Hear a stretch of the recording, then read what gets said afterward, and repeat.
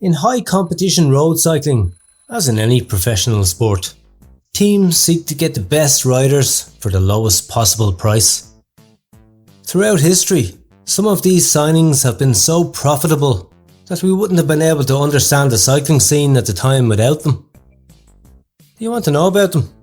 Then give the video a nice like if you'd like to see one with the worst signings in history. And now, yes, without further ado, let this show begin. Greg LeMond to ADR in 1989. The gringo rider, whose cycling story should be told in a Hollywood movie, had one of the best episodes in 1989. After returning to competition with 35 pellets in his battered body in 1988, Greg LeMond, who belonged to the doped PDM team of Stefan Rux and Gert-Jan Tunese, had tried to ride with the best in competitions like Tirreno Adriatico and the Volta a Catalunya. But he neither had the muscle mass nor the fitness to reach the best. So the Dutch team decided to break his contract, which was the first in the history of cycling that granted $1 million to an athlete. No team wanted Greg, so he had to go to the modest Belgian ADR team, a team prepared specifically for the classics, and which had in its ranks the legendary Eddie Planckaert and the then young Johan Museeuw. LeMond signed for ADR for free. They barely paid him, until at the last minute before the Tour de France they found a second sponsor, and the American, practically without a team, gave ADR nothing more and nothing less than the yellow jersey of champion of the 1989 Tour de France. And that with the most epic finish in the history of cycling. What a return. Tony Rominger to Clas Cajastur in 1992. The Swiss client of Michele Ferrari had already been one of the most regular cyclists in the world peloton for many seasons, winning monuments such as the Giro de Lombardia and one-week tours such as the Tour de Romandie and the Tirreno Adriatico. But at the age of 31, the Toshiba man found himself at a crossroads.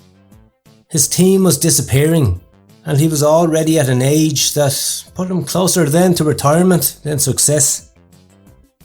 Dr. Ferrari, with experience with veterans like Moser, told him that he still had time to prove that he could achieve great successes, and he signed for the second-tier Spanish team, the Asturian Clas Cajastur. Rominger had a team for himself for the first time, and he took the doctor from Ferrara with him, and the results were incredible. He suddenly became like a Vuelta maniac, and not only did he conquer one-week tours like the Itzulia or classics like the Giro de Lombardia, but that same year he also won his first Grand Tour, the Vuelta a España, and he finished the season as number 1 in the UCI rankings.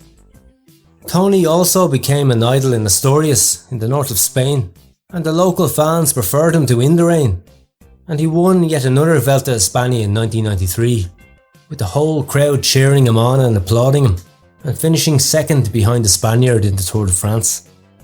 The team would later merge with the Italian giant Mappe. But Rominger, for 2 years, put a region of only 1 million people on the world's sporting map. And for less money than you might think.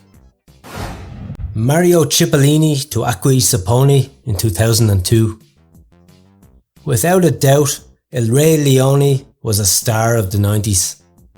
A legendary athlete who conquered the world of sprints, thanks to EPO and the best medical treatments of the late 90s. But by 2002, at the age of 35, Super Mario was no longer in the betting pools at the top. Other sprinters, like Eric Zabel or Robbie McEwen, were outperforming him in recent seasons. And he was earning a lot more money at Seiko than he was already generating for the coffee-producing team in recent seasons. And so, a trade was made with the Cantina Tolo team. The young Danilo De Luca would sign for Seiko, while the veteran Cipollini would go to the smaller team, now to be called Acqua Sapone, and creator of one of the most sublime jerseys in the history of cycling.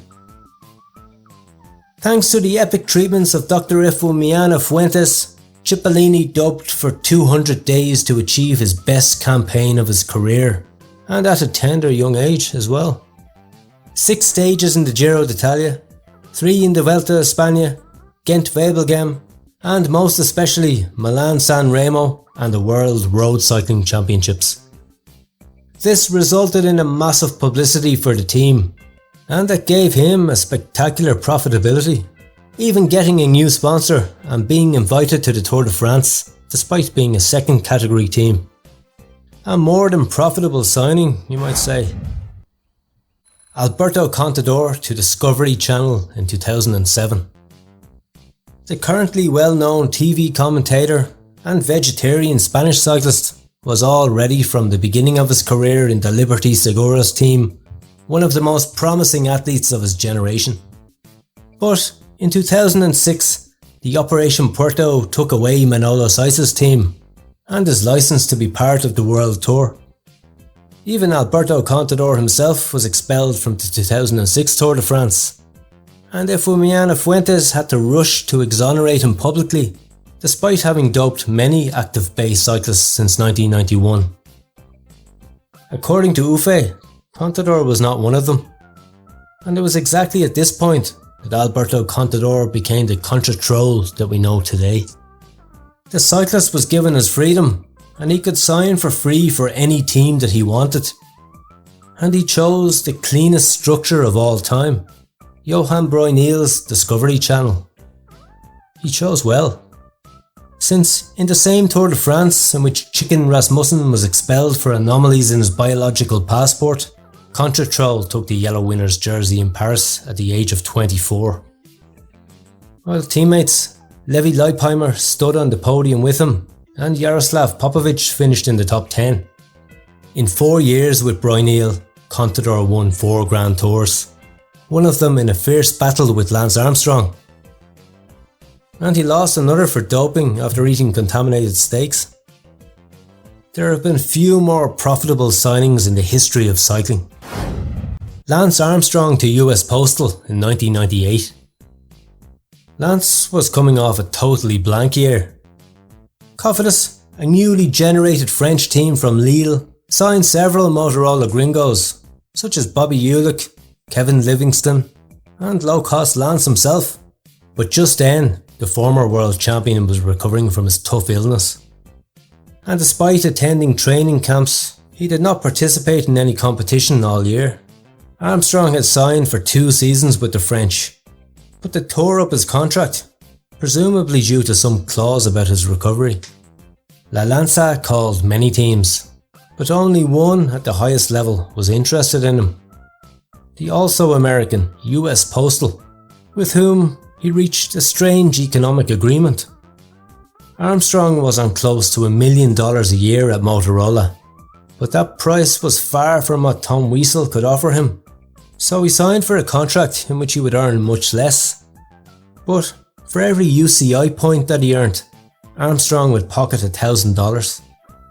Lance was able to tune up in that season with a spectacular end to the campaign, in which he finished 4th in the Vuelta a España, the World Road Race Championships and the World Time Trial. And he asked Bruyneel to be team manager. After that, the story you all know. 7 Tour de France, 6 of them under the name of US Postal, and achieving massive publicity thanks to the systematic doping of Motoman's friends. Even the US Postal Service ended up earning $5 million after a lawsuit against Armstrong, following his doping confession. It is clear who has been the real winner in this transfer from Cofidis to America, isn't it?